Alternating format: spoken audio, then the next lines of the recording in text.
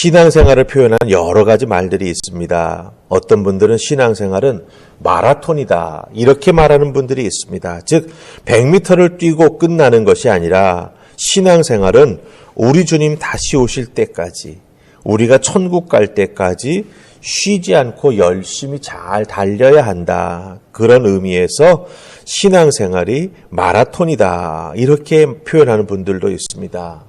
또 어떤 분들은 신앙생활은 장애물 달리기를 하는 것과 같다 이렇게 말하는 분들도 있습니다. 신앙생활은 그저 평지에서 빨리 잘 달리는 것으로만 되는 게 아니라고 하는 거죠. 신앙생활에 나아가는 마라톤 코스를 뛰어가는 중간중간에 곳곳에서 장애물들을 만나게 된다라고 하는 겁니다. 그 장애물을 넘어서 잘 달려나가는 것, 그래서 목적지까지 이루어 나아가는 것, 그게 바로 우리들의 신앙생활이다라고 하는 거죠. 그래서 마라톤이다 혹은 장애물 달리기다 이렇게 표현하는 것 같습니다. 저는 이 두 가지가 다 맞다고 생각합니다. 신앙생활은 100m 달리기와 같은 단거리가 아니지요. 정말 주님 다시 오시는 그날까지 천국을 목표로 해서 쉬지 않고 달려가는 마라톤과 같습니다.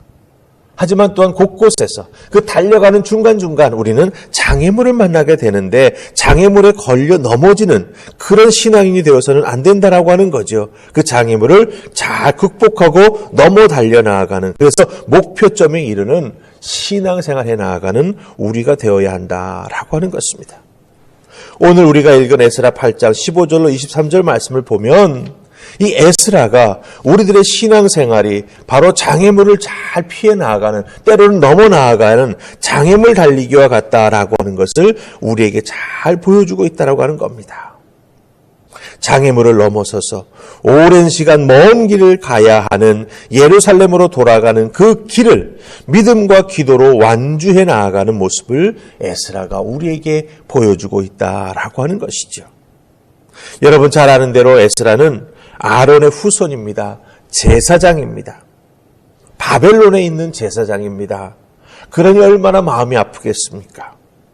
하나님 앞에 제사를 마음껏 드릴 수 없습니다. 이런 상황에도 에스라는 사실 성전 예배에 대한 꿈을 포기하지 않고 있었던 것이죠. 아닥사스다 왕이 이스라엘 백성들의 귀환을 허락하자 그 마음속에 품어왔던 꿈, 하나님 앞에 기도하면서 계속해서 붙잡고 있었던 성전 예배 회복, 하나님께서 내 기도를 응답해 주시는구나 라고 하는 것에 감사하면서 사명의 완수, 제사장으로서의 헌신할 수 있는 마지막 불꽃을 태우기 위하여 예루살렘으로 돌아갈 준비를 사람들과 함께 합니다. 실행에 옮기기 시작했다라고 하는 것이죠. 그런데 시작하자마자 돌아가려고 준비하는 그 과정 속에서 첫 번째 문제에 부딪힙니다. 무엇이 문제였습니까? 성전 예배를 도와줄 수 있는 레위인이 한 명도 없었다라고 하는 거죠. 성전에 가서 하나님 앞에 제사를 드리기 위해서는 레위인들이 도와주는 것이 필수적인 것인데 그 레위인들이 돌아가는 사람들 중에는 한 명도 없었던 것이에요. 이것이 바로 에스라가 만난 첫 번째 장애물이 되었습니다. 그럼 이것을 어떻게 에스라는 해결해 나아갔을까요? 우리가 15절 말씀을 함께 찾아서 읽으십시다. 에스라 8장 15절 말씀 다 찾으셨습니까? 같이 읽어 내려가십시다. 자, 시작. 내가 무리를 아하와로 흐르는 강가에 모으고 거기서 3일 동안 장막에 머물며 백성과 제사장들을 살핀즉 그 중에 레위 자손이 한 사람도 없는지라. 예, 가겠다고 자원에 나온 사람들을 살펴보니 그 중에 레위인이 한 명도 없었다라고 하는 거예요.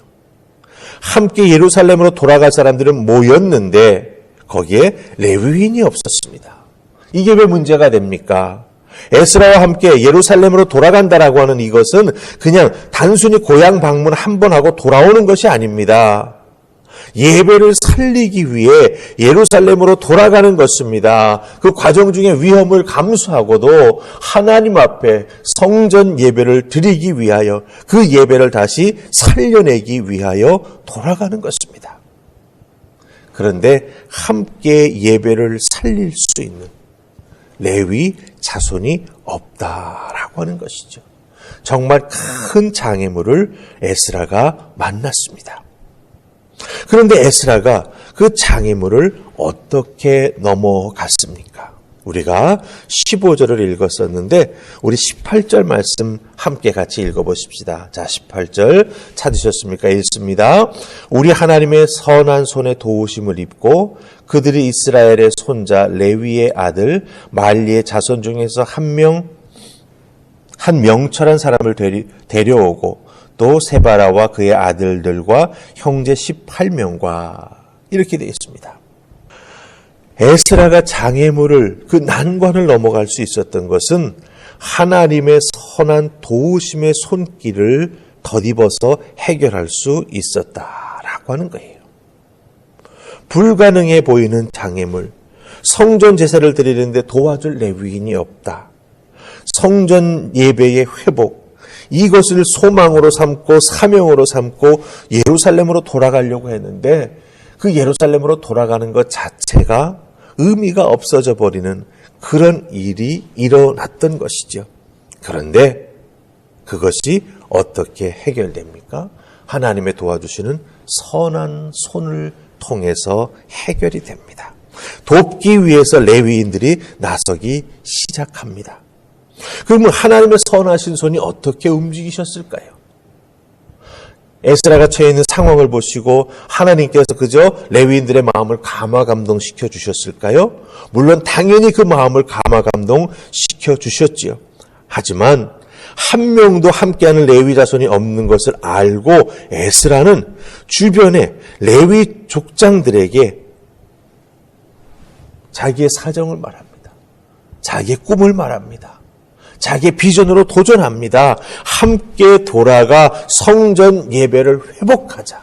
하나님 앞에 우리가 이 바벨론 땅에서 드리지 못했던 희생 제사를 함께 드리는 일에 동참하자라고 사람들을 보내서 도와달라고 그들에게 도움의 손길을 내미는 것을 우리가 16절, 17절에서 발견할 수 있었다라고 하는 것이죠. 동참하자고 호소하고 영적으로 도전했던 것입니다. 그럴 때 하나님의 선한 도우심의 손길이 그 족장들의 마음을 만져주었고 자원하는 레위인들이 나섰습니다. 그 도합 숫자가 258명이 된다. 성경은 우리에게 말해주고 있습니다. 놀라운 일 아닙니까?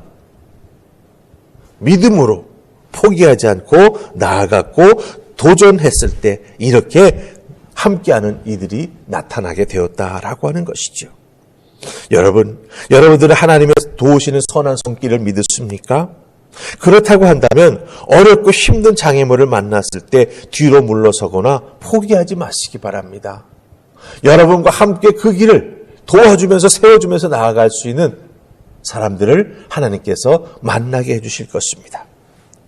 뒤로 물러서지 마시고 사람들에게 영적으로 혹 믿음으로 함께 호소하면서 그 길 걸어가자고 도전해 보시기 바랍니다. 그렇게 도전하고 함께 기도하는 사람들을 찾고 하나님 앞에 매달려 간구할 때 하나님의 도우시는 선한 손이 여러분과 함께 해 주실 줄 믿습니다. 도우시는 하나님의 손, 잡아주시는 하나님의 손, 만져주시는 하나님의 손, 인도하시는 하나님의 손이 여러분과 함께 하실 줄 믿습니다. 이 특별 새벽기도 1인 성전 기도회 기간 동안 하나님의 선하신 손이 나와 함께 해 주시옵소서. 기도하는 여러분, 성전 예배를 꿈꾸며 그 성전 예배를 위해 하나님의 선한 손이 나와 함께함으로 말미암아 예배를 세우고 예배를 회복하고 하나님 화평교회에서 함께 하나님을 향해서 귀한 예배 드릴 수 있도록 우리와 함께 해달라고 기도하는 여러분 다 되시기를 주님의 이름으로 축복합니다. 아멘. 자, 첫 번째 장애물은 이렇게 잘 해결했는데 두 번째 장애물을 에스라가 또 만나게 됩니다. 그 두 번째 장애물이 무엇일까요? 오늘 말씀의 21절, 22절에서 우리가 그 두 번째 장애물이 무엇인가라고 하는 걸 알게 됩니다. 함께 21절, 22절 말씀 읽으십시다. 그때 내가 아와 강가에서 금식을 선포하고 우리 하나님 앞에서 스스로 겸비하여 우리와 우리 어린아이와 모든 소유를 위하여 평탄한 길을 그에게 간구하였으니 이는 우리가 전에 왕에게 아뢰기를 우리 하나님의 손은 자기를 찾는 모든 자에게 선을 베푸시고 자기를 배반하는 모든 자에게는 권능과 진노를 내리신다 하였으므로 길에서 적군을 막고 우리를 도울 보병과 마병을 왕에게 구하기를 부끄러워하였음이라. 아멘. 자, 두 번째 장애물은 무엇입니까? 이제 아닥사스다 왕으로부터 떠나도 좋다라고 하는 허락을 받았습니다. 근데 예루살렘까지 돌아가는 길을 잘 살펴보니 중간중간 너무나 위험한 요소들이 많이 자리 잡고 있는 거예요. 먼 길입니다. 서울에서 부산까지를 몇 번이나 왕복해야 되는 오랜 기간이 걸리는 돌아가는 길입니다. 변수가 참 많습니다. 아닥사스다 왕이 돌아가라고 허락했으니 이제 군대를 통해서 우리를 좀 보호해 주십시오라고 부탁한다면 아마 거절하지는 않을 것 같아요. 느헤미야에게도 그 왕이 군대를 붙여주어서 느헤미야가 무사히 돌아갈 수 있었음을 우리가 어제 살펴보지 않았습니까? 그렇다고 한다면 에스라도 부탁할 수 있었을 것입니다. 그런데 22절 잘 보시기 바랍니다. 에스라는 아닥사스다 왕에게 예루살렘으로 돌아갈 허락을 받으면서 그 왕에게 하나님에 대해서 믿음으로 한 말이 있습니다. 무엇입니까? 우리 하나님의 손은 자기를 찾는 모든 자에게 선을 베풀어 주신다. 이렇게 말했다라고 하는 것이죠. 그런데 막상 허락을 받고 먼 길을 가려고 하니 두려움이 생기고 위험의 요소가 눈에 띄게 보이게 된다고 왕에게 군대를 함께 보내달라고 보호해달라고 부탁하기가 부끄러웠다. 이렇게 에스라가 말하는 것을 우리가 보게 된다라고 하는 거예요. 이 두 번째 장애물은 무엇입니까? 믿음으로 우리가 믿는 하나님은 이런 분입니다 라고 하는 것을 고백했습니다. 그런데 그 고백했던 말을 현실에 보이는 위험, 현실에서 눈으로 바라보니 여기에 어떤 정말 우리가 넘어가지 못할 어렵고 힘든 일이 도사리고 있을 것 같다라고 하는 그런 두려움 때문에 그 말을 번복하기가 사실은 어렵다라고 하는 것이죠. 특별히 영적 자존심을 지키며 하나님께서 허락해 주신 정말 예배를 회복하는 이 길, 하나님의 영광을 끝까지 지키며 나아가는 믿음의 사람이 되기를 소원했던 에스라에게 있어서는 왕에게 나아가서 또 다른 말 하기가 어려웠었다라고 하는 것이죠. 그래서 영적 자존심을 지키며 하나님의 영광을 위하여 하나님께 매달리며 금식함으로 하나님의 역사하시는 능력을 의지함으로 에스라는 넘어 나아가게 된다라고 하는 거예요. 그래서 여러분들 23절 마지막 부분 가서 보시기 바랍니다. 하나님 앞에 금식하며 이 문제를 놓고 간구했더니 하나님께서 응낙해 주심을 입었다. 이렇게 에스라가 고백하는 것을 보게 됩니다. 여러분들 준비 과정에서 이미 하나님의 선하신 손을 경험하지 않았습니까? 예배를 도울 레위인이 없었는데 레위인이 자원해서 나왔습니다. 하나님이 보내주셨습니다. 즉 말로만 좋은 신앙이 아니라 실제 어려운 상황에 직면했을 때 하나님 앞에 매달려 기도하며 하나님의 도우심의 손길을 간구하였더니 하나님께서 신앙적인 그 기도와 간구에 응답해 주시는 놀라운 역사를 경험했다라고 하는 거죠. 두 번째 장애물에서도 어떡합니까? 첫 번째 하나님의 선하신 손을 경험했으니 그 선하신 하나님의 손이 이번에도 역사해 주실 것을 믿고 신앙적인 해결 방법을 선택한 것입니다. 믿음으로 나아가기를 선택했던 것이죠. 그래서 금식 기도합니다. 믿음으로 시작했으니 믿음으로 그 과정과 믿음으로 그 결과를 만들어 가자.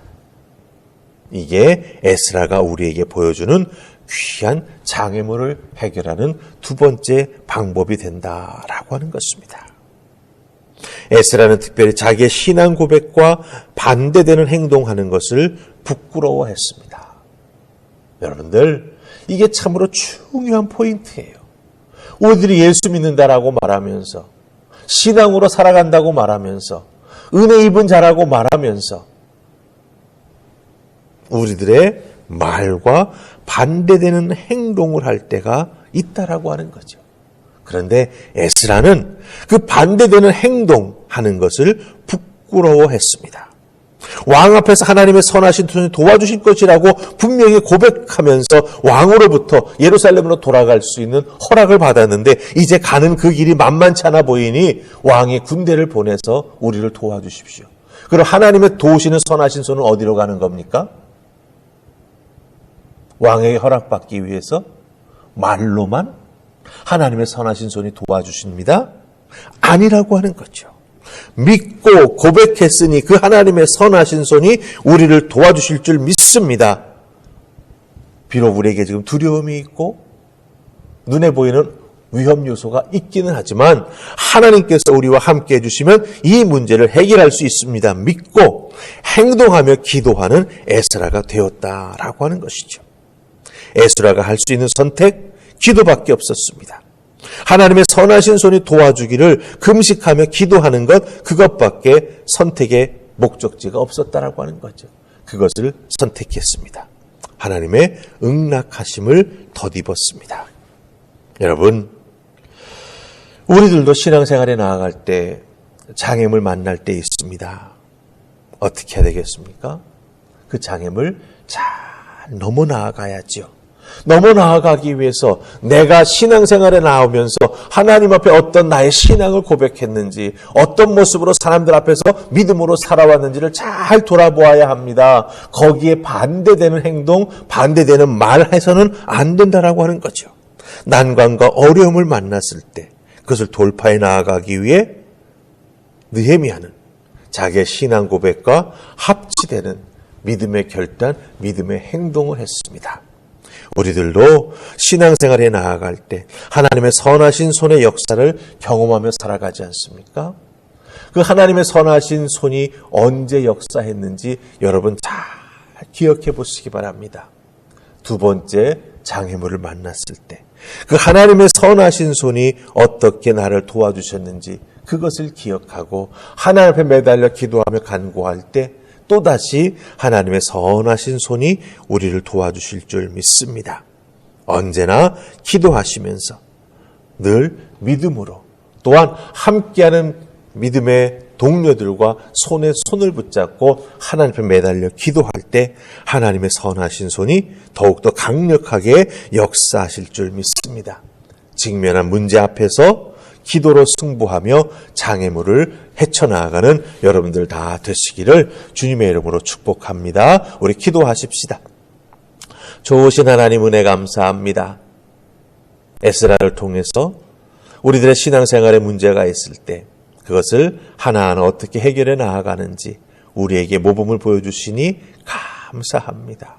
특별히 우리들이 신앙 고백해왔던 것, 우리들이 지켜왔던 믿음의 모습과 상반되는 행동에 나아가지 않도록 어려움을 만났을 때 하나님 아버지 그와 같은 행동하지 않도록 우리를 도우시고 언제나 올곧게 하나님 한 분만 바라보고 나아가는 우리가 되게 하여 주시옵소서. 오늘 하루 삶 속에서도 하나님의 선하신 도움의 손길 늘 깊이 체험하며 살아가는 우리가 되기를 소원하옵고 예수님 이름으로 기도하옵나이다. 아멘.